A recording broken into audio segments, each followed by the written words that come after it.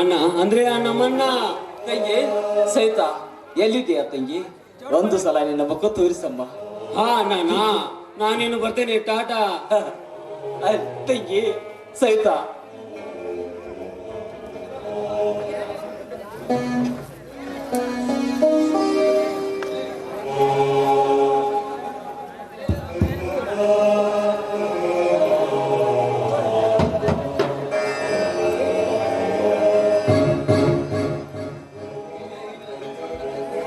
ಅಣ್ಣ, ಏ ಅಣ್ಣ, ಯಾಕಣ್ಣ ಅಳ್ತಾ ಇದೀಯಾ? ಅಲ್ಲಿ ಅಣ್ಣ, ಇಲ್ಲಿ ಯಾರು ಇಲ್ಲಣ್ಣ. ಎಲ್ಲಿ ಅಣ್ಣ? ಇಲ್ಲಿ ಯಾರು ಇಲ್ಲ. ಹೇ, ಯಾರು ನೀನು? ನನಗೆ ಯಾರು ತಮ್ಮಂದಿರಲ್ಲ.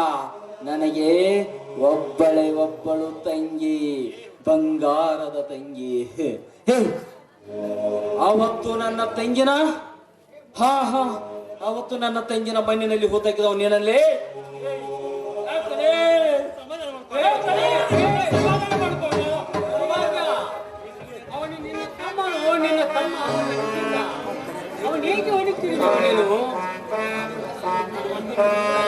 ಶೇಷ, ನನಗೊಂದು ತೋರಿಸ್ದಂತಾಗಿದೆ. ಶೇಷ, ನನಗೊಂದು ತೋರಿಸ್ದಂತಾಗಿದೆ. ನಮ್ಮ ಅಣ್ಣ ಏಕಾಏಕಿಯಾಗಿ ಆಳ್ತಾ ಇರ್ತಾನೆ. ಶೇಷ ನೋಡಲಿ, ಹೇಗೋ ಹುಚ್ಚುಸ್ತರ ತರ ಮಾಡ್ತಾ ಇರ್ತಾನೆ, ಏನೇನೋ ಬಡಬಡಿಸ್ತಾ ಇರ್ತಾನೆ. ಹೌದು ರೈತ, ಹೇಗಿದ್ದವನು ಹೇಗಾಗಿ ಬಿಟ್ಟಿದ್ದಾನೆ, ಹೇಗಾಗಿ ಬಿಟ್ಟಿದ್ದಾನೆ. ನೀನೇನು ಭಯಪಡಬೇಡ, ಅವನು ಮೊದಲಾಗಿ ಆಗುತ್ತಾನೆ. ಶೇಷ, ಅದು ಆ ಭಾರತ ಮಾತೆಗೆ ಗೊತ್ತು ಶಶಾಂಕ, ಭಾರತ ಮಾತೆಗೆ ಗೊತ್ತು ಶಶಾಂಕ. ಶೇಷ, ಒಟ್ಟಿನಲ್ಲಿ ನನ್ನ ಮೊದಲಿನ ತರ ಆದ್ರೆ ಸಾಕು ಶಶಾಂಕ. ಶಶಾಂಕ್, ನಾನು ಬರುವಾಗ ಅಣ್ಣನಿಗೆ ಅಂತ ಹೊಸ ಬಟ್ಟೆ ತಂದಿದ್ದೀನಿ ಶಶಾಂಕ್. ಇಲ್ಲ ರಂಜಿತಾ, ನೀನೇನು ಭಯಪಡಬೇಡ. ಅವ ರವಿರಾಜನು ತಂಗಿ ಸವಿತಾನ ಮೇಲಿಟ್ಟುವ ಪ್ರೀತಿ ಮರಿಕಳಿಸುತ್ತದೆ ಅಷ್ಟೇ. ಮೊದಲಿನಾಗೆ ಆಗುತ್ತಾನೆ, ನೀನೇನು ವಿಚಾರ ಮಾಡಬೇಡ.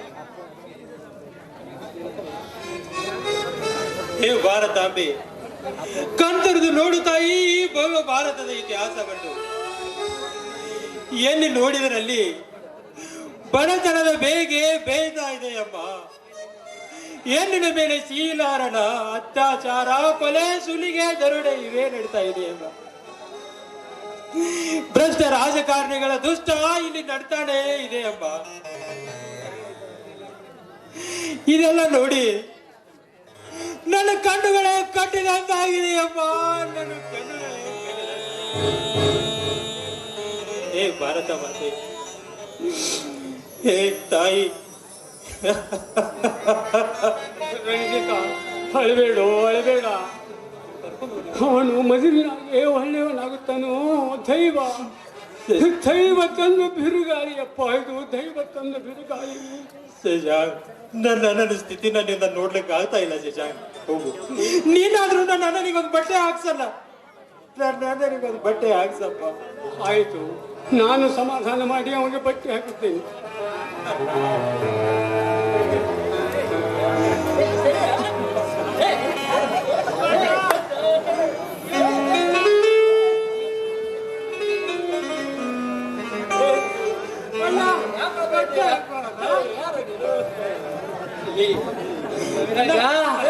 ನಿನ್ನ ತಮ್ಮ ಮಿಟ್ಟಿಯಿಂದ ಹೊಸ ಬಟ್ಟೆ ಹೊಸ ಬಟ್ಟೆ ಹಾಕಿಕೊಂಡು ಮೈಸೂರಿ ಜಾತ್ರೆ ಮಾಡೋಣ.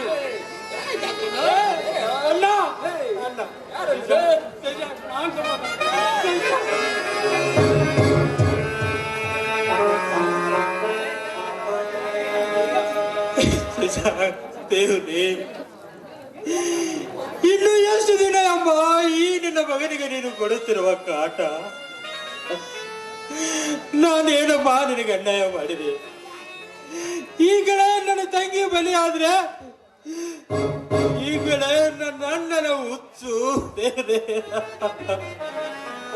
ತಾಯಿ, ಎಲ್ಲಿವರೆಗೆ ಮಾ ಈ ನಿನ್ನ ಮಕ್ಕಳಿಗೆ ಕಾಟ? ತಾಯಿ,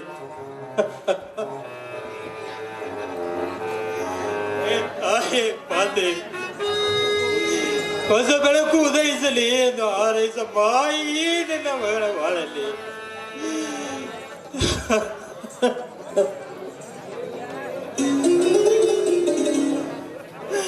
ತಾಯಿ ಕೊನೆ ಆಡಮ್ಮ ದುಷ್ಟರ ಆಟ ಆಸಕ್ತಿ. ಅಣ್ಣ ತಂಗಿ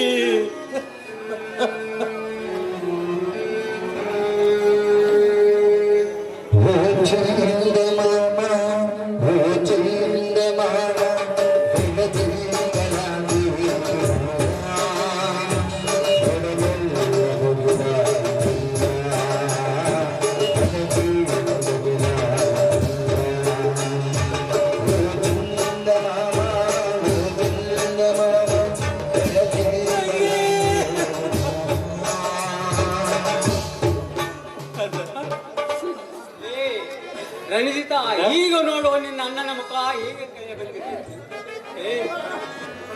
ರಂಜಿತ ನೋಡು ನನ್ನ ಮನ್ಮತ ಮನ್ಮತ ಕಾಣ್ತಾ ಇದ್ದಾರಲ್ಲ ರಂಜಿತ್. ರಂಜಿತ್ ಇಲ್ಲಿಡು. ರಂಜಿತ್ ನಿನಗೆ ಈ ಬಟ್ಟೆ ಅಂದ್ರೆ ತುಂಬಾ ಇಷ್ಟ. ನನಗೆ ಈ ಶರ್ಟ್ ಅಂದ್ರೆ ತುಂಬಾನೇ ಇಷ್ಟ. ತಾಯಿ ನಿನ್ಗೂ ಇಷ್ಟನಲ್ಲ? ಬದಲಾಯಿಸಮ್ಮ ನನ್ನ ನಿನ್ನ ಕೈ ಮುಗಿದು ಕೇಳ್ಬೋತಾ ಇದ್ದೀನಿ. ತುಂಬಾನೇ ಇಷ್ಟ ಅಲ್ಲ? ಹೌದಲ್ಲ? ಇಷ್ಟನೇ ಇಲ್ಲ. ಈಗ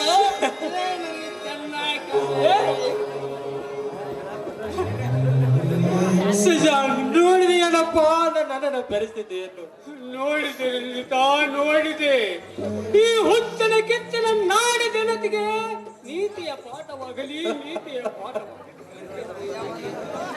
ರಂಜಿತ, ಅಪ್ಪ ನನಗೆ ಕಟ್ಟಿಗೆ ಮಾಡಲು ಹೋಗಬೇಕು. ನಾನಿನ್ನು ಬರ್ತೀನಿ, ಸಮಾಧಾನ ಮಾಡಿಕೊ. ಆಯ್ತು ಶಶಾಂಕ್, ಹಾಗಾದ್ರೆ ನೀನು ನಡೆ ಶಶಾಂಕ್. ಭಾರತ ಮಾತೆ, ಹೇ ಭಾರತ ಮಾತೆ, ಈ ಬಡಪಾಯಿಯ ಬಾಳಲ್ಲಿ ದಿವ ಜ್ಯೋತಿಯನ್ನು ಉದಯಿಸಮ್ಮ, ದಿವ ಜ್ಯೋತಿಯನ್ನು ಉದಯಿಸು. ನನ್ನ ಮೊದಲಿನಂತಾಗುವಂತ ಹಾರೈಸಮ್ಮ, ಹಾರೈಸು. ಹೇ ತಾಯಿ.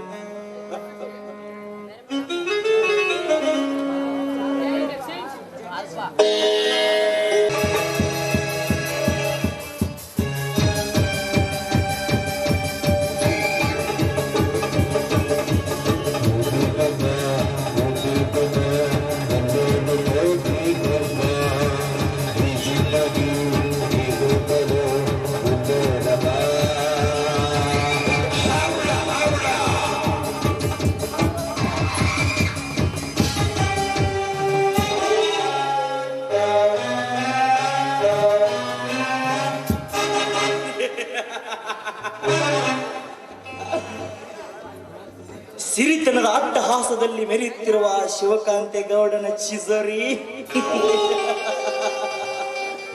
ಇಂದು ಈ ವಿಕ್ರಾಂತನ ಕೈವಶವಾಯಿತು. ಈ ವಿಕ್ರಾಂತ ಉಂಡ ಮನೆಗೆ ಎರಡು ಬಗೆಯ ಭಂಡನೆಲ್ಲ ನಂಬಿದ ಶಿವಕಾಂತೇಗೌಡನಿಗೇನು ಗೊತ್ತು? ಈ ವಿಕ್ರಾಂತನ ಕಪಟ ನಾಟಕ. ಶಿವಕಾಂತೇಗೌಡ, ಇನ್ನು ಮುಂದೆ ನೋಡು ಈ ವಿಕ್ರಾಂತನ ಪವಾಡ. ಈ ನಿನ್ನ ಚಿಸೂರಿ ತುಂಬಿದ ಧನದ ರಾಶಿಯನ್ನು ಖಾಲಿ ಮಾಡಿ ನಿನ್ನ ಕೈಯಲ್ಲಿ ಭಿಕ್ಷೆ ಪಾತ್ರೆ ಕಡುವುದೇ ಈ ವಿಕ್ರಾಂತನ ಕೊನೆಯ ಗುರಿ.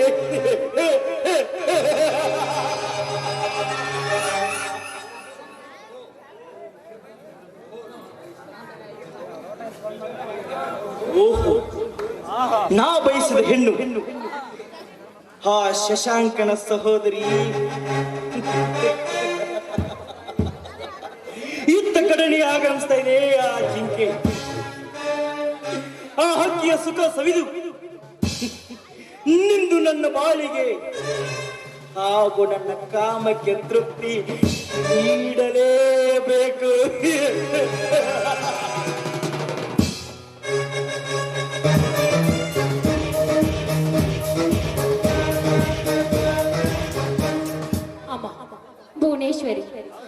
ಆದಿಶಕ್ತಿ ಅವತಾರಿಣಿ.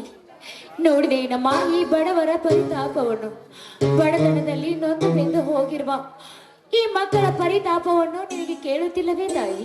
ಆದ್ರೆ ತಂಗಿಗೋಸ್ಕರ ಕೆಟ್ಟ ಕಾಡಿನಲ್ಲಿ ಕಟ್ಟಿಗೆ ಮಾಡಲು ಹೋಗಿ ನನ್ನ ಊಟ ಮಾಡಿ ಇಂದಿಗೆ 2 ದಿನವಾಯಿತು. ಆದ್ರೆ ಬೇಗನೆ ಈ ಮಕ್ಕಳ ಪರಿತಾಪವನ್ನು ಉದ್ಧರಿಸಲು ನಾನು ನಿನ್ನಲ್ಲಿ ಬೇಡಿಕೊಳ್ತಾ ಇದ್ದೀನಪ್ಪ, ಬೇಡಿಕೊಳ್ಳುತ್ತೀನಿ.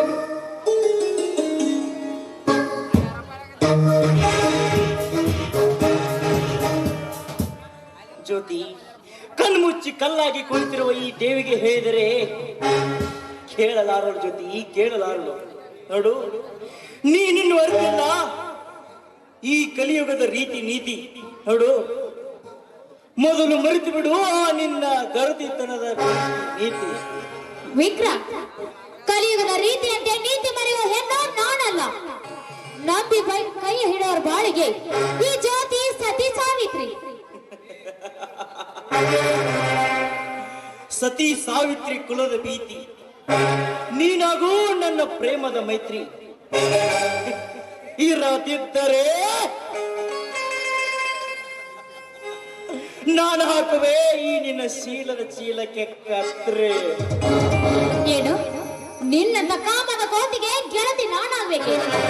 ಅದು ಮಾತ್ರ ಎಂದಿಗೂ ಸಾಧ್ಯವಿಲ್ಲ. ಜ್ಯೋತಿ, ನಿನ್ನೆ ನನಗೆ ಬೇಕಾಗಿರುವುದು ಈ ನಿನ್ನ ಹರಿಯದ ಮೈಸುಖ. ನೋಡು, ಈ ನಿನ್ನ ಯೌವನದ ಅಂಚಿನಲ್ಲಿ ತುಂಬಿ ತುಳುಕುತ್ತಿರುವ ಈ ನಿನ್ನ ಸೌಂದರ್ಯವನ್ನು ನಾನು ದುಂಬಿಯಾಗಿ ಬಂದಿರುವೆ.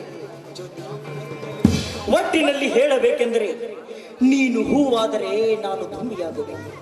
ನೋಡು, ನೀನು ನೀರಾಗಿ ಹರಿದರೆ ನಾನು ಮೀನಾಗಿ ಬರುವೆ. ಜ್ಯೋತಿ, ಆತುರ ಪಟ್ಟ ಮವಿಗೆ ಅಂತ ಏಕನ ಮರೆತರೆ ಈ ಗರತಿ ಗಂಗೆ ನದಿಯಲ್ಲಿ ಕೊಚ್ಚಿಕೊಂಡು ಹೋಗೋದು ಈ ನಿನ್ನ ಕಾಯ. ಕೊಚ್ಚಿಕೊಂಡು ಹೋಗೋದಕ್ಕಿಂತ ಮುಂಚೆ ಈ ಗರತಿ ಕೈಯಿಂದ ರಾಖಿ ಕಟ್ಟಿಸಿಕೊಂಡು ಸಹೋದರನಾಗು. ಸಹೋದರ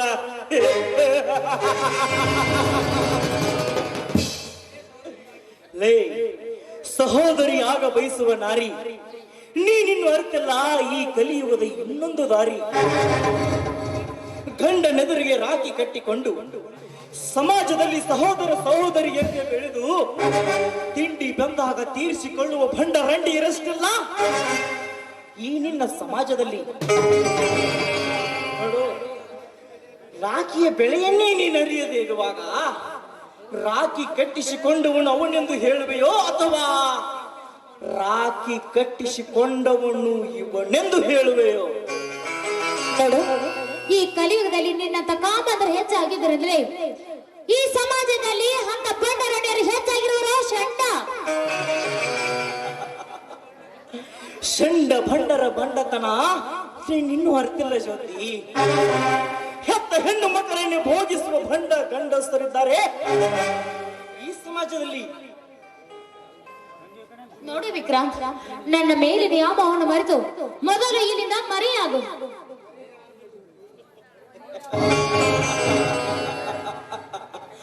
ಮರೆಯಾಗುವೆ ಜ್ಯೋತಿ, ಆದರೆ ಈಗಲ್ಲ.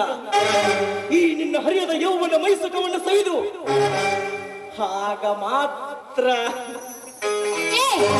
ನನ್ನ ಕೈಯನ್ನು ನೋಡು, ಈ ಗರ್ತಿ ಕೈ ಹಿಡಿದ್ರೆ ಆ ನಿನ್ನ ಕೈ ಕತ್ತರಿಸಿ ಹೋಗುವುದು.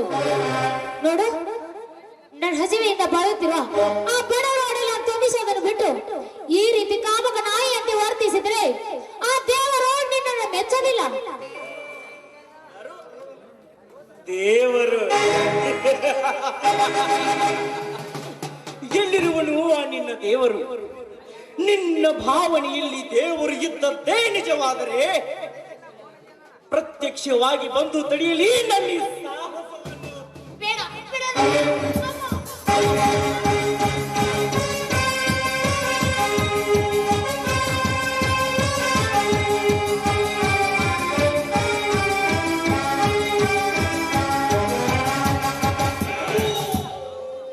ಮುಟ್ಟದಿರುವವಳನ್ನು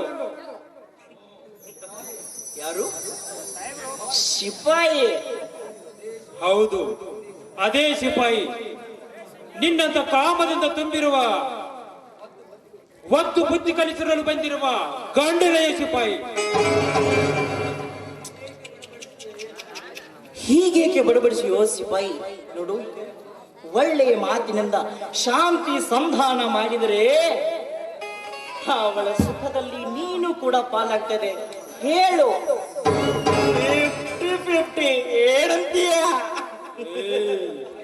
ಬಾಯಿ ಬಿಗಿ ಹಿಡಿದು ಮಾತಾಡ್ಲೇ ಬೋಳಿ ಮಗನೇ. ನಿನ್ನ ಹಾಗೆ ಸಿಕ್ಕ ಸಿಕ್ಕ ನಾಯಿಗಳ ಎಂದು ಬೆಳೆಯುವ ಏಡಿಯಲ್ಲ ಈ ಸಿಪಾಯಿ. ಥು, ಷಂಡ. ಮಾಡಿದ ತಪ್ಪನ್ನು ಒಪ್ಪಿಕೊಂಡು ಸಹೋದರಿ ಎಂದು ಕಾಲ್ ಬಿದ್ದು ತಲೆಗಾಚೆ.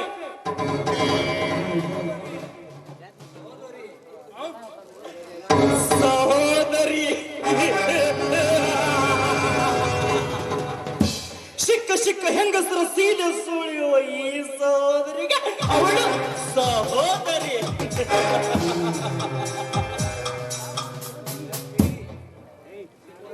ಸಿಪಾಯಿ, ಥು, ಹೇಳಿ. ಜ್ಯೋತಿ ಎಂದಿದ್ದರು ಈ ವಿಕ್ರಾಂತನ ಸೊತ್ತು. ಥು, ಹೇಳಿ. ನಿನ್ನಂತ ಹೇಳಿ ಸುಳಿ ಮಕ್ಕಳಿರೋದ್ರಿಂದಲೇ ನಮ್ಮ ಭಾರತ ದೇಶವನ್ನು ನುಂಗಲು ಬಂದಿದ್ದರು ವಿದೇಶಿಯರು. ಮಿಸ್ಟರ್ ವಿಕ್ರಾಂತ್, ಈ ಸಿಡಿದಂತ ಸಿಪಾಯಿ ಕಾರ್ಗಿಲ್ ರೋಷ ತೋರಿಸುವುದಕ್ಕಿಂತ ಮುಂಚೆ ಕಾಲ್ ಬಿದ್ದರೆ ಸರಿ, ಇಲ್ಲದಿದ್ದರೆ ನಿನ್ನ ಬೂದಿಯನ್ನು ನೀನು ನೋಡಬೇಕಾದೀತು. ಎತ್ತರ. ಹೋಗುವೆ, ಆದರೆ ಮತ್ತೆ ಬಂದು ಈ ಪಿಂಕದ ಹೆಣ್ಣನ್ನು ಎತ್ತಿಕೊಂಡು ಹೋಗೇ ಹೋಗುತ್ತೀನಿ ಶಿವಾಯಿ. ಹೋಗು ಹೋಗು ಮುಟ್ಟಾಳ, ಹೋಗು.